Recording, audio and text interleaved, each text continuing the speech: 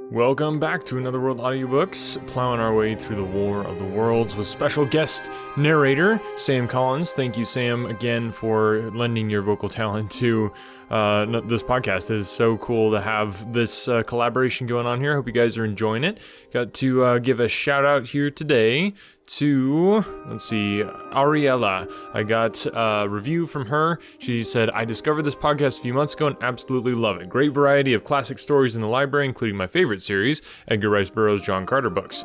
The narrator is truly one of the best I've heard. He does distinct accents and voices that really bring the characters to life. The podcast is always a joy to listen to, and I cannot recommend it enough. Thank you for all your time and amazing work. So, thank you, Ariella, for the amazingly kind review. I really appreciate that. It just completely makes my day when I get to hear stuff like that from listeners, and Ariella and I had a nice chat there. So thank you very much for getting in touch, Ariella, and thank you so much for listening to the podcast, all of you. And without further ado, let's get into it, the next chapters of The War of the Worlds. Chapter 11. At the Window. I have already said that my storms of emotion have a trick of exhausting themselves. After a time I discovered that I was cold and wet, and with little pools of water about me on the stair carpet. I got up almost mechanically, went into the dining room, and drank some whiskey, and then I was moved to change my clothes. After I had done that, I went upstairs to my study, but why I did so I do not know. The window of my study looks over the trees and the railway towards Horsell Common. In the hurry of our departure, this window had been left open. The passage was dark, and, by contrast with the picture the window frame enclosed, the side of the room seemed impenetrably dark. I stopped short in the doorway. The thunderstorm had passed. The towers of the Oriental College and the pine trees about it had gone, and very far away, lit by a vivid red glare, the common about the sandpits was visible. Across the light, huge black shapes, grotesque and strange, moved busily to and fro. It seemed indeed as if the whole country in that direction was on fire. A broad hillside set with minute tongues of flame, swaying and writhing with the gusts of the dying storm and throwing a red reflection upon the cloud scud above. Every now and then, a haze of smoke from some near conflagration drove across the window and hid the Martian shapes. I could not see what they were doing, nor the clear form of them, nor recognize the black objects they were busied upon. Neither could I see nearer the fire, though the reflections of it danced on the wall and ceiling of the study. A sharp, resinous tang of burning was in the air. I closed the door noiselessly and crept towards the window. As I did so, the view opened out until, on the one hand, it reached to the houses about Woking Station, and on the other to the charred and blackened pine woods of Byfleet. There was a light down below the hill, on the railway near the arch, and several of the houses along the Maybury Road and the streets near the station were glowing ruins. The light upon the railway puzzled me at first. There were a black heap and a vivid glare, and to the right of that, a row of yellow oblongs. Then I perceived this was a wrecked train, the foreparts smashed and on fire, the hinder carriages still upon the rails. Between these three main centres of light, the houses, the train, and the burning county towards Chobham, stretched irregular patches of dark country, broken here and there by intervals of dimly glowing and smoking ground. It was the strangest spectacle, that black expanse set with fire. It reminded me, more than anything else, of the potteries at night. At first I could distinguish no people at all, though I peered intently for them. Later I saw against the light of Woking Station a number of black figures hurrying one after the other across the line. And this was the little world in which I had been living securely for years, this fiery chaos. What had happened in the last 7 hours I still did not know. Nor did I know, though I was beginning to guess, the relation between these mechanical colossi and the sluggish lumps I had seen disgorged from the cylinder. With a queer feeling of impersonal interest, I turned my desk chair to the window, sat down, and stared at the blackened country, and particularly at the 3 gigantic black things that were going to and fro in the glare about the sandpits. They seemed amazingly busy. I began to ask myself what they could be. Were they intelligent mechanisms? Such a thing I felt was impossible. Or did a Martian sit within each, ruling, directing, using, much as a man's brain sits and rules his body? I began to compare the things to human machines, to ask myself for the first time in my life how an ironclad or a steam engine would seem to an intelligent lower animal. The storm had left the sky clear, and over the smoke of the burning land the little fading pinpoint of Mars was dropping into the west, when a soldier came into my garden. I heard a slight scraping at the fence, and rousing myself from the lethargy that had fallen upon me, I looked down and saw him dimly clambering over the palings. At the sight of another human being my torpor passed, and I leaned out of the window eagerly. "Hist!" said I in a whisper. He stopped astride the fence in doubt. Then he came over and across the lawn to the corner of the house. He bent down and stepped softly. "Who's there?" he said, also whispering, standing under the window and peering up. "Where are you going?" I asked. "God knows." "Are you trying to hide?" "That's it." "Come into the house," I said. I went down, unfastened the door and let him in, and locked the door again. I could not see his face. He was hatless and his coat was unbuttoned. "My God," he said as I drew him in. "What has happened?" I asked. "What hasn't?" In the obscurity I could see he made a gesture of despair. "They wiped us out. Simply wiped us out," he repeated again and again. He followed me, almost mechanically, into the dining room. "Take some whiskey," I said, pouring out a stiff dose. He drank it. Then abruptly he sat down before the table, put his head on his arms and began to sob and weep like a little boy in a perfect passion of emotion, while I, with a curious forgetfulness of my own recent despair, stood beside him, wondering. It was a long time before he could steady his nerves to answer my questions, and then he answered perplexingly and brokenly. He was a driver in the artillery and had only come into action about 7. At that time firing was going on across the common, and it was said the first party of Martians were crawling slowly towards their second cylinder under cover of a metal shield. Later this shield staggered up on tripod legs and became the first of the fighting machines I had seen. The gun he drove had been unlimbered near Horsell in order to command the sandpits, and its arrival it was that had precipitated the action. As the limber gunners went to the rear, his horse trod in a rabbit hole and came down, throwing him into a depression on the ground. At the same moment the gun exploded behind him. The ammunition blew up. There was fire all about him, and he found himself lying under a heap of charred dead men and dead horses. "I lay still," he said, "scared out of my wits, with the forequarter of a horse atop me. We'd been wiped out.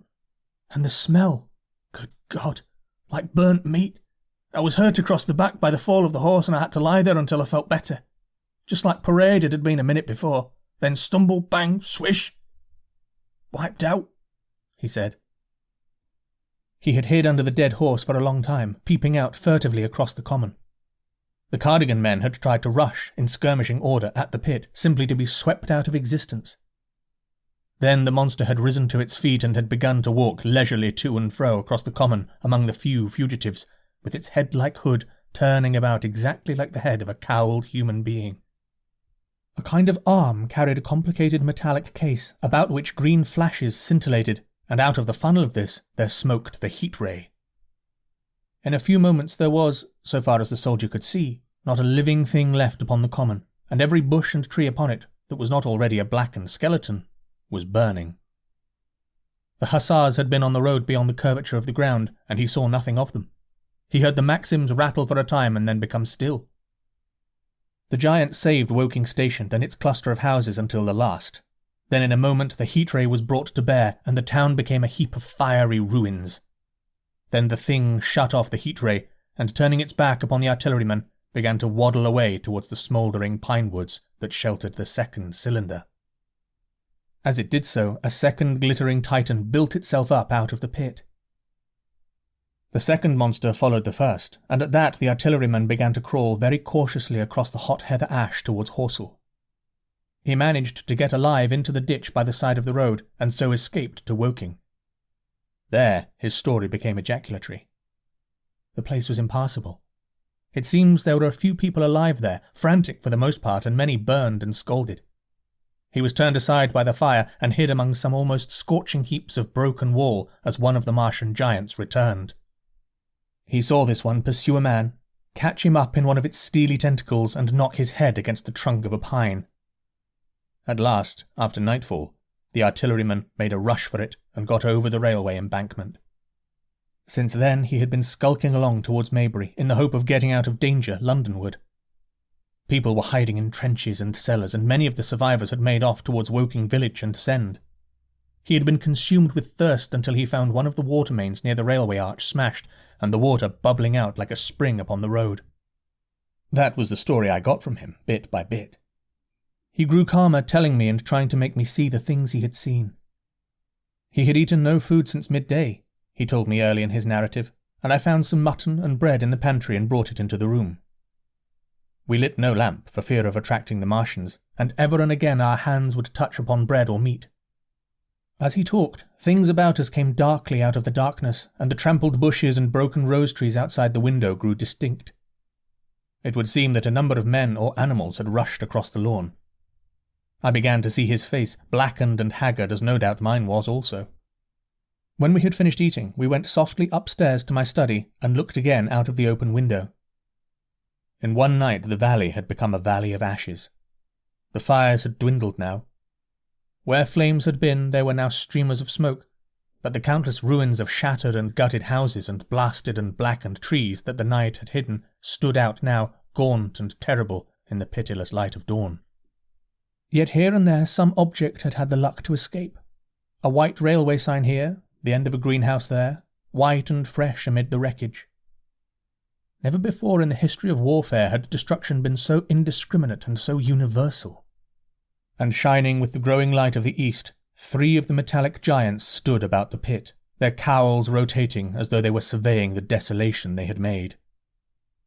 It seemed to me that the pit had been enlarged, and ever and again puffs of vivid green vapour streamed up and out of it towards the brightening dawn, streamed up, whirled, broke, and vanished. Beyond were the pillars of fire about Chobham. They became pillars of bloodshot smoke at the first touch of day. Chapter 12. What I Saw of the Destruction of Weybridge and Shepperton. As the dawn grew brighter, we withdrew from the window from which we had watched the Martians and went very quietly downstairs. The artilleryman agreed with me that the house was no place to stay in.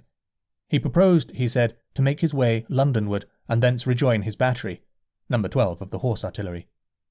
My plan was to return at once to Leatherhead, and so greatly had the strength of the Martians impressed me that I had determined to take my wife to Newhaven and go with her out of the country forthwith.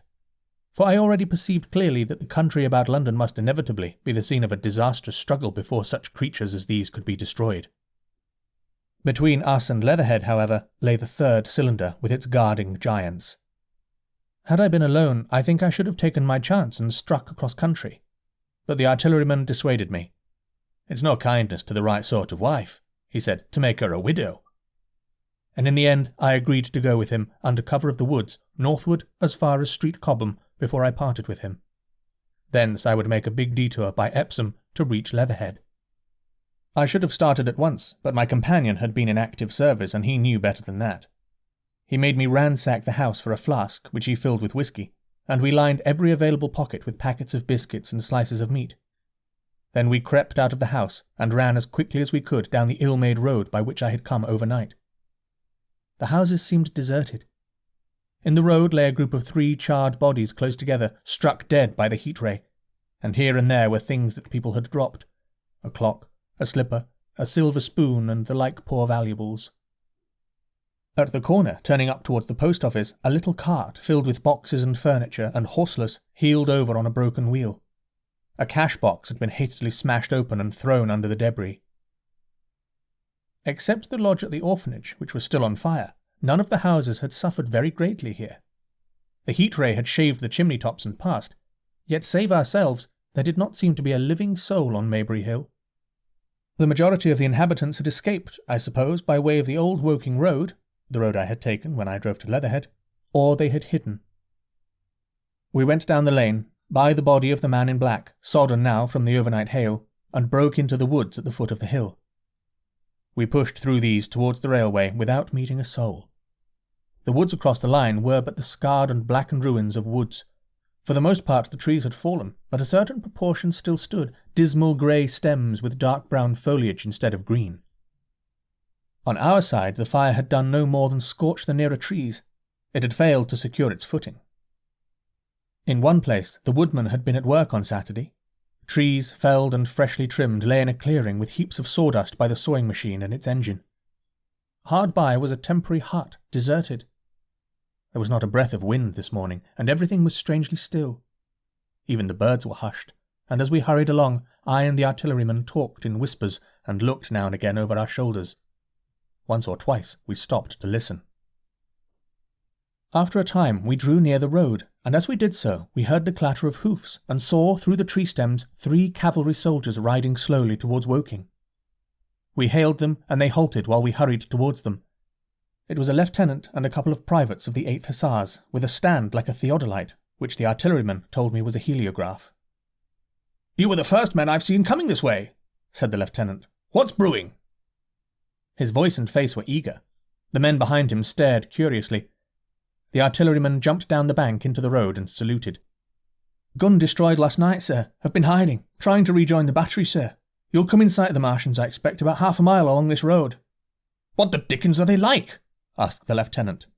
"Giants in armour, sir, 100 feet high, 3 legs and a body like aluminium, with a mighty great head in a hood, sir."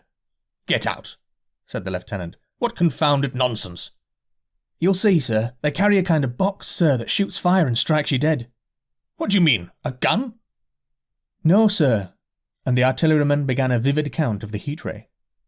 Halfway through, the lieutenant interrupted him and looked up at me. I was still standing on the bank by the side of the road. "It's perfectly true," I said. "Well," said the lieutenant, "I suppose it's my business to see it too. Look here," to the artilleryman. "We're detailed here clearing people out of their houses. You'd better go along and report yourself to Brigadier General Marvin and tell him all you know. He's at Weybridge. Know the way?" "I do," I said, and he turned his horse southward again. "Half a mile, you say?" said he. "At most," I answered, and pointed over the treetops southwards. He thanked me and rode on, and we saw them no more. Farther along we came upon a group of 3 women and 2 children in the road, busy clearing about a labourer's cottage. They had got hold of a little hand truck and were piling it up with unclean-looking bundles and shabby furniture. They were all too assiduously engaged to talk us as we passed. By Byfleet Station we emerged from the pine trees and found the country calm and peaceful under the morning sunlight. We were far beyond the range of the heat ray there, and had it not been for the silent desertion of some of the houses, the stirring movement of packing in others, and the knot of soldiers standing on the bridge over the railway and staring down the line towards Woking, the day would have seemed very like any other Sunday. Several farm wagons and carts were moving creakily along the road to Addleston, and suddenly through the gate of a field we saw, across a stretch of flat meadow, 6 12-pounders standing neatly at equal distances, pointing towards Woking. The gunners stood by the guns waiting, and the ammunition wagons were at a business-like distance. The men stood almost as if under inspection. "That's good," said I. "They will get one fair shot at any rate." The artilleryman hesitated at the gate. "I shall go on," he said. Farther on towards Weybridge, just over the bridge, there were a number of men in white fatigue jackets throwing up a long rampart and more guns behind. "It's bows and arrows against the lightning anyhow," said the artilleryman. "They haven't seen that fire beam yet." The officers who were not actively engaged stood and stared over the treetops southwestward, and the men digging would stop every now and again to stare in the same direction. Byfleet was in a tumult. People packing and a score of hussars, some of them dismounted, some on horseback, were hunting them about. 3 or 4 black government wagons, with crosses in white circles, and an old omnibus, among other vehicles, were being loaded in the village street.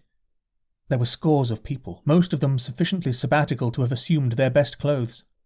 The soldiers were having the greatest difficulty in making them realize the gravity of their position. We saw one shriveled old fellow with a huge box and a score or more of flower pots containing orchids, angrily expostulating with the corporal who would leave them behind. I stopped and gripped his arm. "Do you know what's over there?" I said, pointing at the pine tops that hid the Martians. "Eh?" he said, turning. "I was explaining these is valuable." "Death!" I shouted. "Death is coming! Death!" And leaving him to digest that if he could, I hurried on after the artilleryman. At the corner I looked back. The soldier had left him, and he was still standing by his box, with the pots of orchids on the lid of it, and staring vaguely over the trees. No one in Weybridge could tell us where the headquarters were established. The whole place was in such confusion as I have never seen in any town before.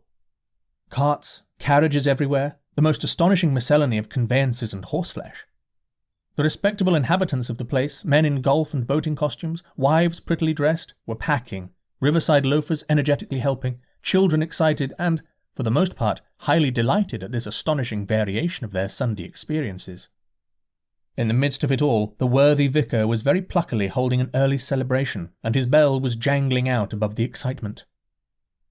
I and the artilleryman, seated on the step of the drinking fountain, made a very passable meal upon which we had brought with us.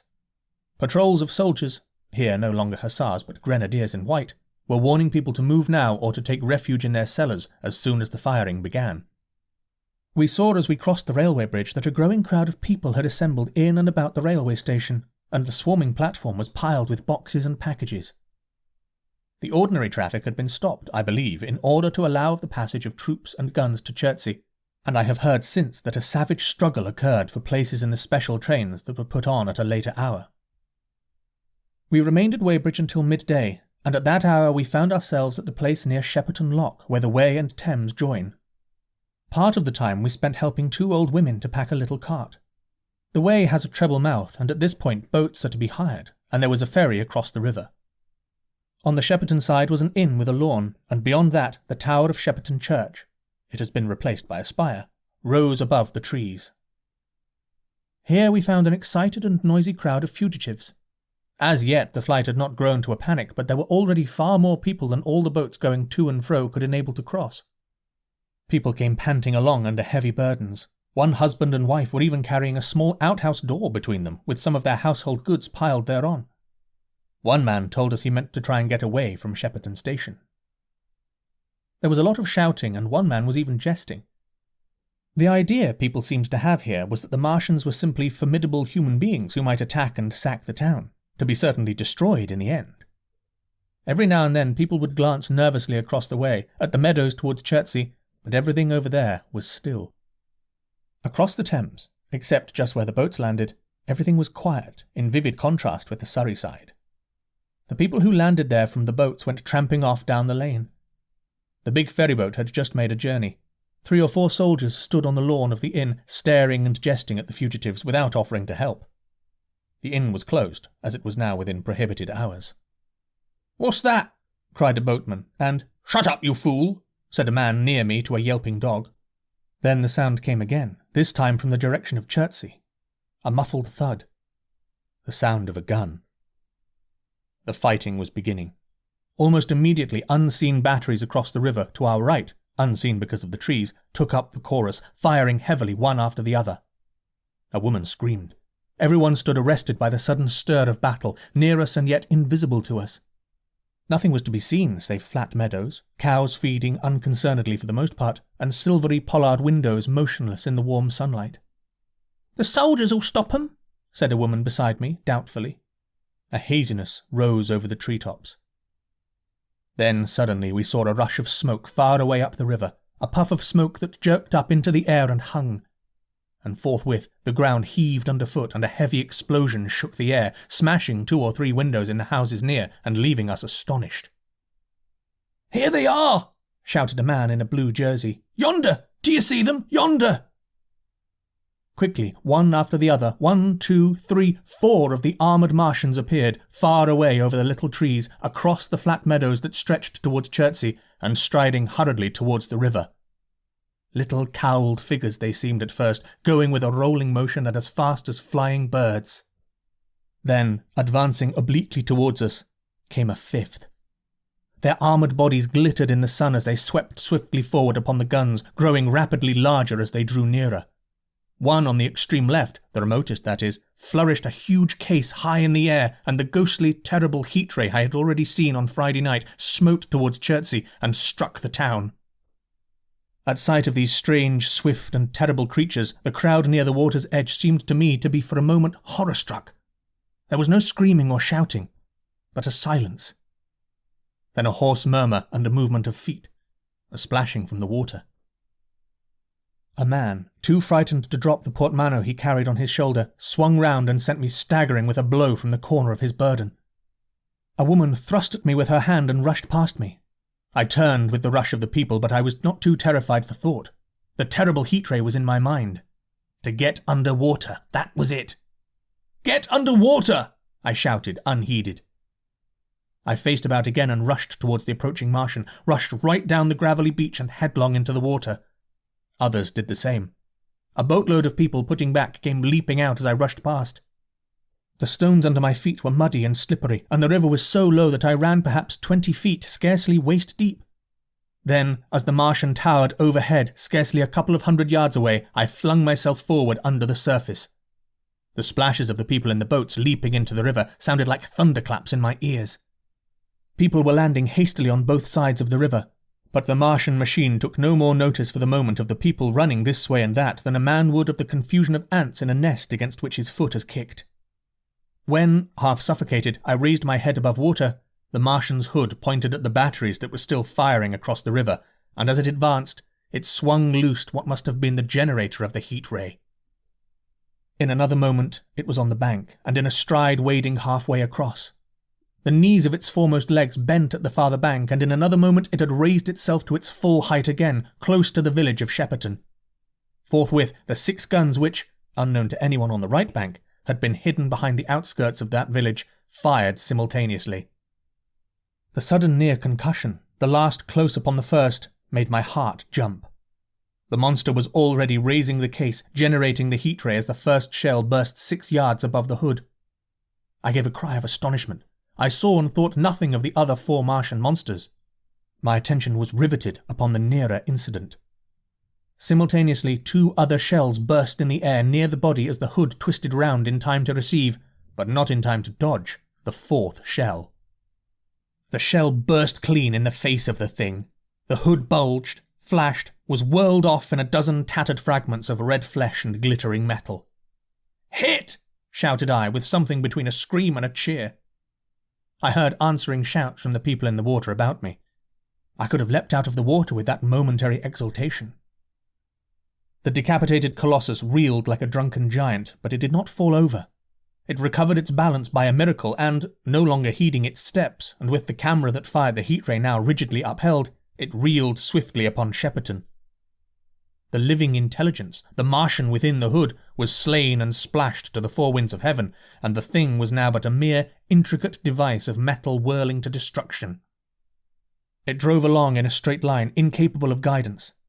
It struck the tower of Shepperton Church, smashing it down as the impact of a battering ram might have done, swerved aside, blundered on and collapsed with tremendous force into the river, out of my sight.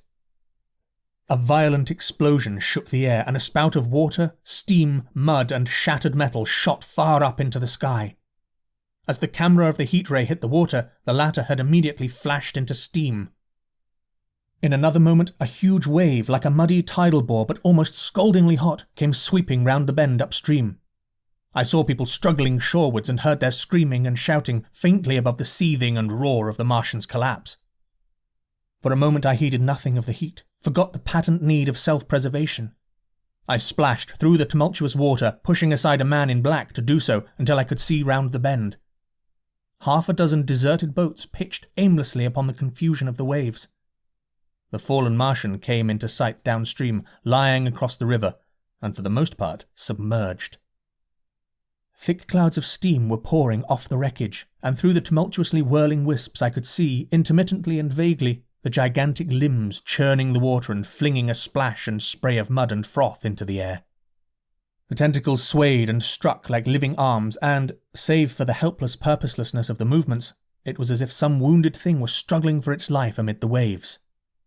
Enormous quantities of ruddy brown fluid were spurting up in noisy jets out of the machine. My attention was diverted from this death flurry by a furious yelling, like that of the thing called a siren in our manufacturing towns. A man, knee-deep near the towing path, shouted inaudibly to me and pointed. Looking back, I saw the other Martians advancing with gigantic strides down the riverbank from the direction of Chertsey. The Shepperton guns spoke this time unavailingly. At that I ducked at once under water, and, holding my breath until movement was an agony, blundered painfully ahead under the surface as long as I could go. The water was in a tumult about me and rapidly growing hotter.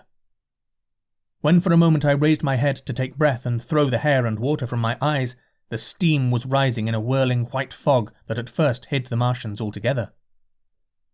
The noise was deafening. Then I saw them dimly, colossal figures of grey, magnified by the mist. They had passed by me, and two were stooping over the frothing, tumultuous ruins of their comrade. The third and fourth stood beside him in the water, one perhaps 200 yards from me, the other towards Laleham. The generators of the heat rays waved high, and the hissing beams smote down this way and that. The air was full of sound, a deafening and confusing conflict of noises. The clangorous din of the Martians, the crash of falling houses, the thud of trees, fences, sheds flashing into flame, and the crackling and roaring of fire. Dense black smoke was leaping up to mingle with the steam from the river, and as the heat ray went to and fro over Weybridge, its impact was marked by flashes of incandescent white that gave place at once to a smoky dance of lurid flames. The nearer houses still stood intact, awaiting their fate, shadowy, faint and pallid in the steam, with the fire behind them going to and fro. For a moment perhaps I stood there, breast high in the almost boiling water, dumbfounded at my position, hopeless of escape. Through the reek I could see the people who had been with me in the river scrambling out of the water through the reeds, like little frogs hurrying through grass from the advance of a man, or running to and fro in utter dismay on the towing path. Then suddenly the white flashes of the heat ray came leaping towards me. The houses caved in as they dissolved at its touch and darted out flames. The trees changed to fire with a roar. The ray flickered up and down the towing path, licking off the people who ran this way and that, and came down to the water's edge not 50 yards from where I stood. It swept across the river to Shepperton, and the water in its track rose in a boiling wheel crested with steam. I turned shoreward. In another moment, the huge wave, well nigh at the boiling point, had rushed upon me. I screamed aloud and scolded, half blind, agonized. I staggered through the leaping, hissing water towards the shore. Had my foot stumbled, it would have been the end. I fell helplessly, in full sight of the Martians, upon the broad, bare, gravelly spit that runs down to mark the angle of the Wey and Thames. I expected nothing but death. I have a dim memory of the foot of a Martian coming down within a score of yards of my head, driving straight into the loose gravel, whirling it this way and that and lifting again. Of a long suspense, and then of the four carrying the debris of their comrade between them, now clear, and then presently faint through a veil of smoke, receding interminably, as it seemed to me, across a vast space of river and meadow. And then, very slowly, I realized that by a miracle I had escaped.